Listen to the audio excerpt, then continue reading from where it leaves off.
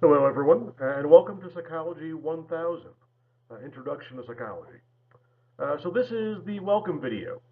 I'm not going to go into any course content here. This is just to introduce myself and also to tell you about what this course is about, also how it's structured, what some course policies are, and so everything I say here can also be found in the syllabus, which you can find on Canvas. But I'm going to go into a little detail here and give you sort of an overview. So what is this course about content-wise? Well, it's an overview. This is an introduction to psychology, to the idea of mental function and the mind. So that's a big topic. And we're going to go into a little history. We'll start off with some history of psychology. So that will be our first module.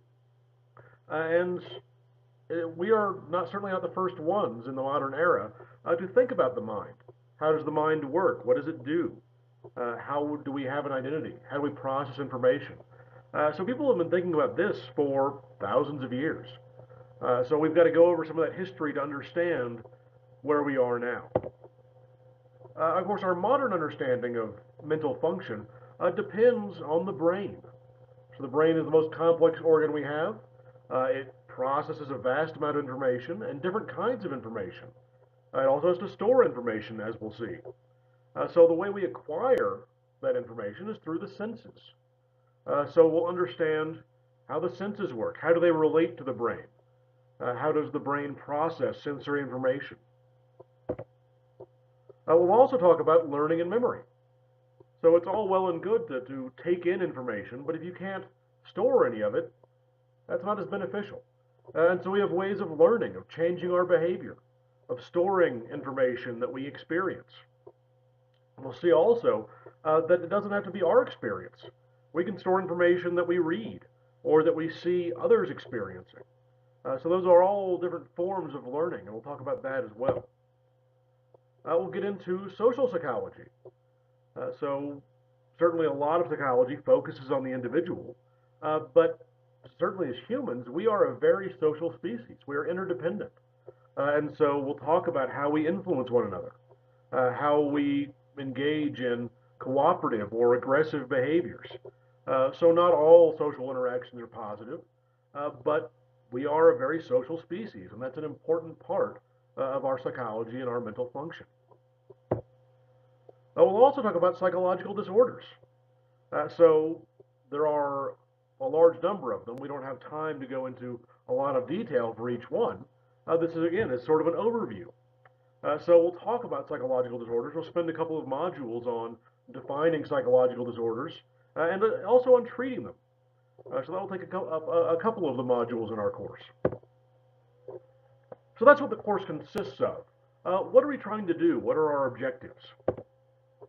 Well, one is to emphasize critical thinking skills. So psychology is first and foremost a science. We take in evidence, often via experiment, but certainly by observation, and we evaluate that evidence. What does that evidence tell us?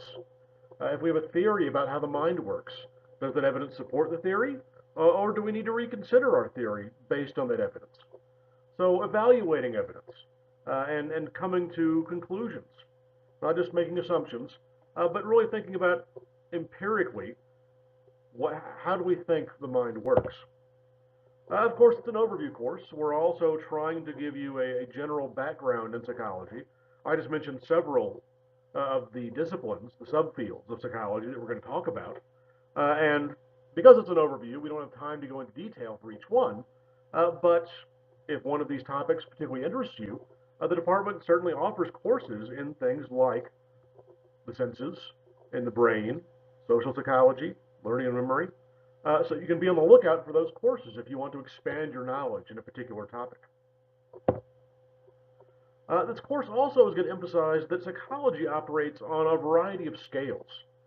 Well, what do I mean by that? Well, we're going to talk about the brain. The brain is composed of individual brain cells that we call neurons.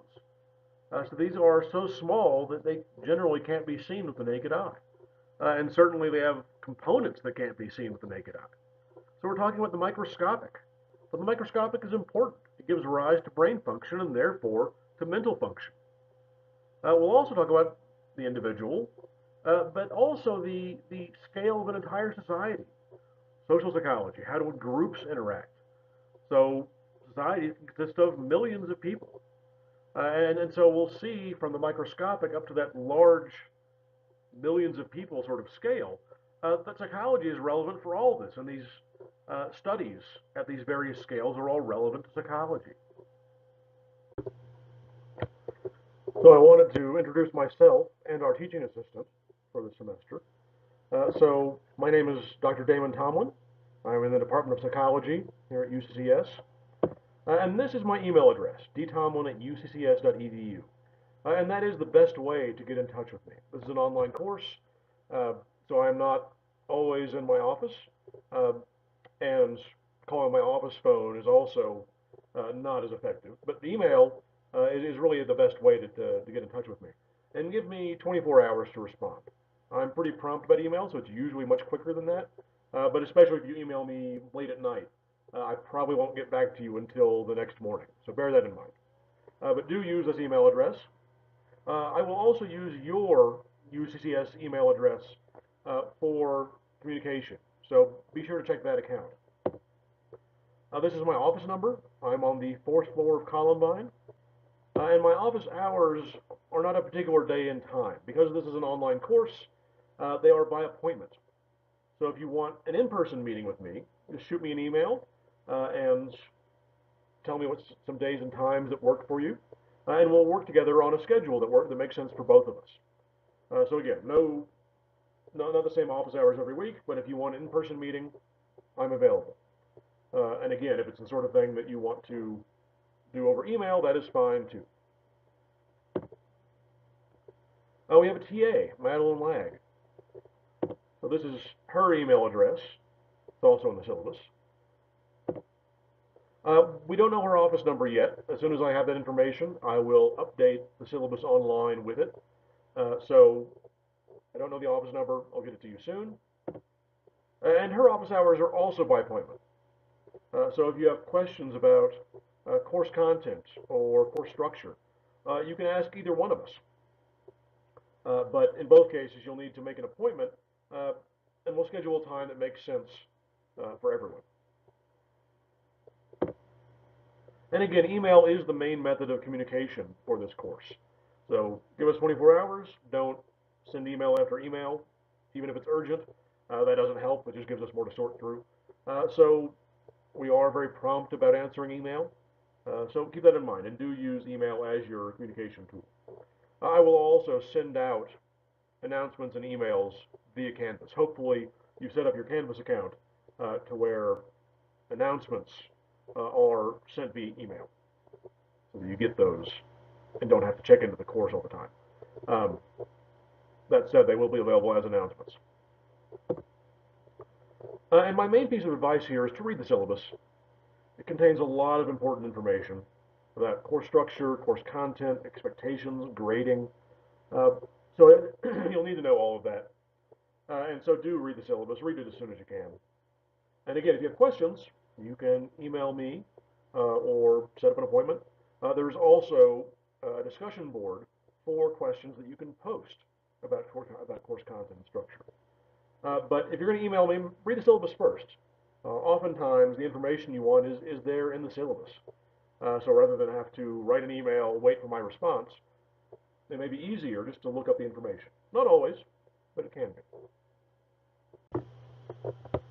Okay, a word on course materials. So first, and most importantly, there is the syllabus. So if you go to Canvas, there should be a link right there in the course to the syllabus. You can download it in PDF format. You can look at it in the browser. And the syllabus, as I mentioned, contains a lot of important information. Information about assignments, about course content, and also things like due dates. So the assignments in this course are primarily exams, but we also have discussion, and there are readings that you need to keep up with. So the syllabus will give you the course schedule, and it is very important in this course to keep up with the schedule of course content. Don't fall behind, because then you'll find yourself trying to absorb a lot of material in a very short amount of time, and that's not a good idea.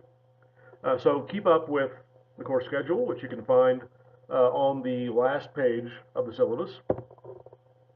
This is your textbook. It is Psychology, the fourth edition, by Schachter, Gilbert, Knock, and Wedner. I think it's a very good book.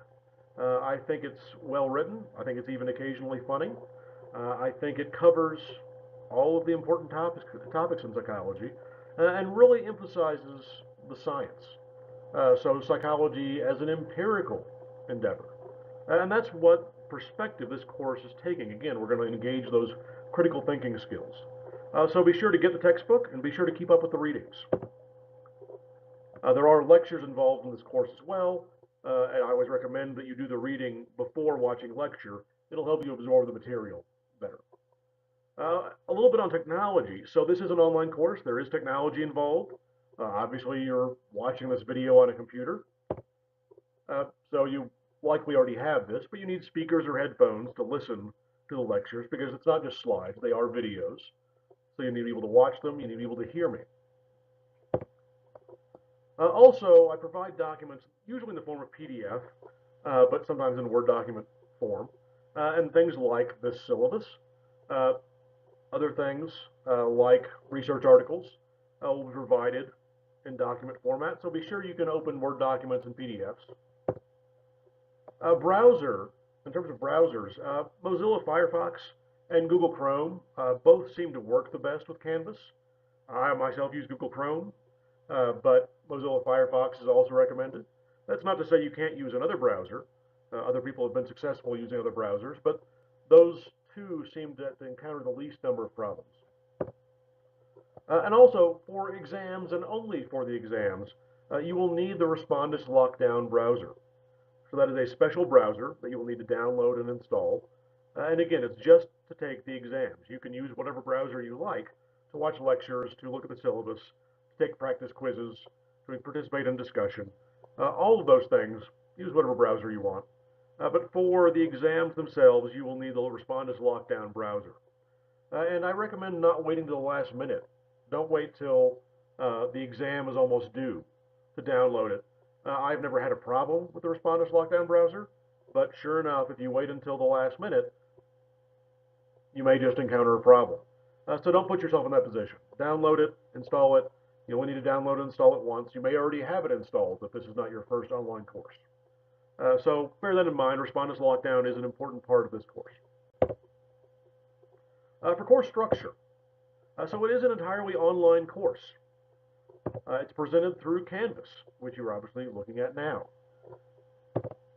It is also an asynchronous course, and what that means is that there are not scheduled meeting times for the course. You do not need to log in at a particular time or on a particular day to participate in lecture or discussion. That is up to you. So there are due dates for things like discussion and for exams at the end of a given week. But beyond that, which day and time you participate or absorb course material, that's up to you.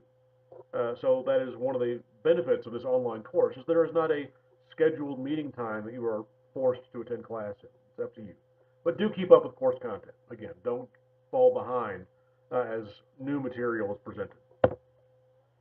The course is broken up into modules, which you can see through Canvas. If you click on modules, you can see the modules in the course, and these will be presented periodically. Every week there will be new course content, and so the corresponding modules will become active, and you can click on those modules, look at their individual contents, and again, do things like watch lecture, participate in discussion, do practice quizzes. Those are all built into the modules. So when you open a module, what you'll see is an overview, which is just what it sounds like. It contains a description of what that module is about, as well as learning objectives. It will also have the task list, what you need to do for that module.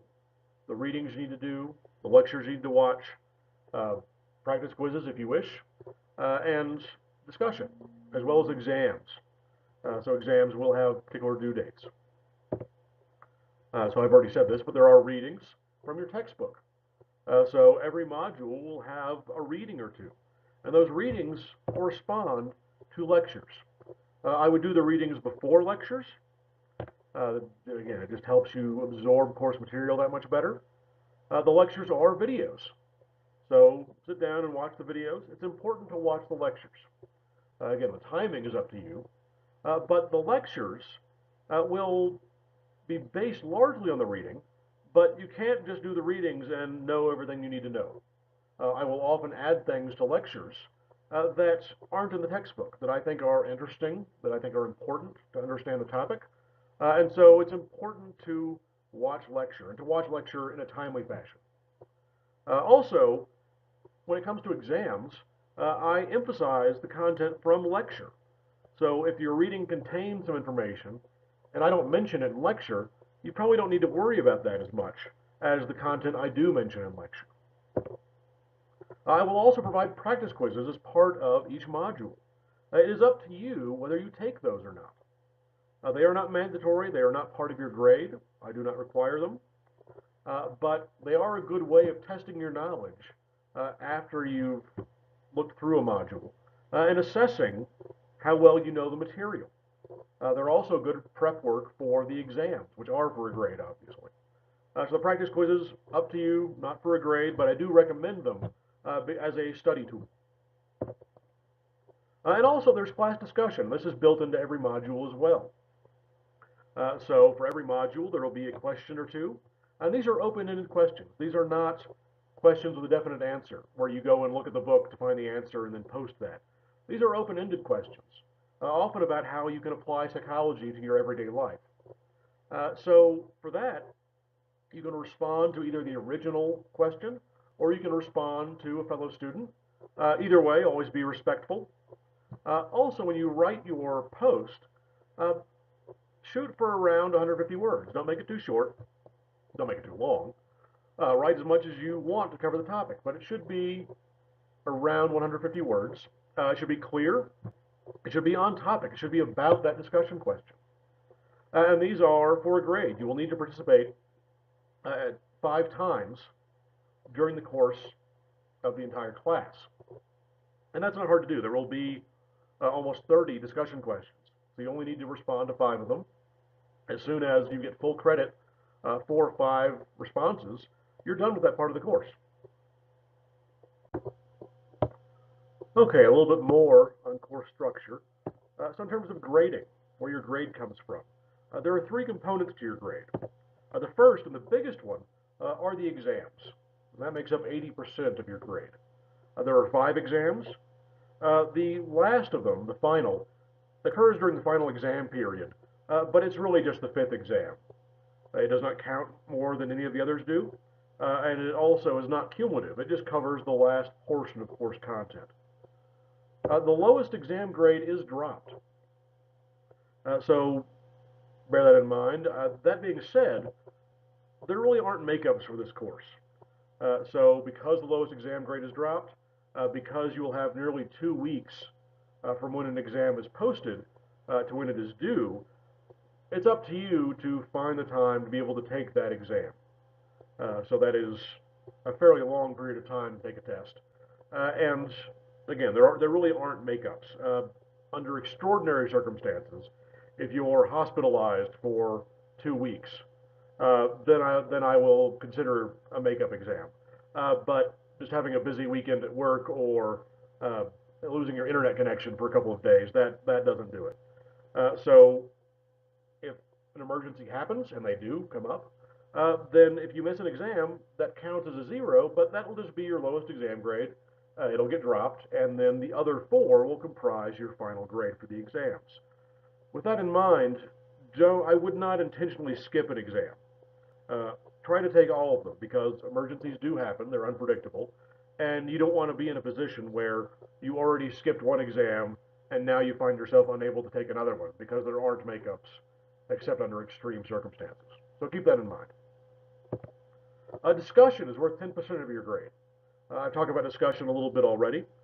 So every module will have a question or two that you can participate in. You can reply to the original question or to a fellow student, and that is 10% of your grade. Again, you need to participate 5 times during the course of the semester. If one of your responses is a little short and you don't quite get full credit for one of your posts, you can post again. You can also post a discussion if the topic interests you, even if you've already satisfied the discussion requirement. So that's 10% of your grade. The final 10% is the research requirement. So the research requirement, there's two ways to satisfy it. One is through participating in SONA experiments. So the SONA system, the link is in the syllabus, is how the psychology department does research. So you can sign up to participate in an experiment, and you do the experiment, you get SONA points, and so that is one way to satisfy the research requirement for the course, is to participate in those experiments and get SONA points. The other way is by summarizing research articles. The available articles can be found under the modules in Canvas, and so there are a variety of PDF articles that you can choose. You read them, you summarize them. The summaries will be one page, single spaced, with your name at the top and the article that you're summarizing. Should be in your own words. Do not quote the article. Certainly don't copy and paste from the article. So this should be your summary of the article. So again, those can be found underneath the modules in Canvas. That is the other way to satisfy the research requirement. Every summary, if it's done properly, counts as one SONA point. So you can also mix and match. You can do some SONA and some article summaries. You can check the syllabus for more details on that. You can also do extra credit.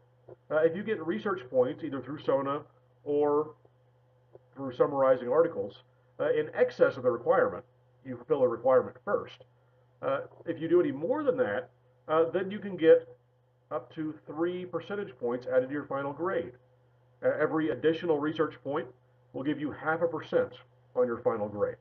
You can't get more than 3% added, so don't do more extra credit than that. But again, satisfy the research requirement first, and then if you wish, you can do extra credit. Accommodations.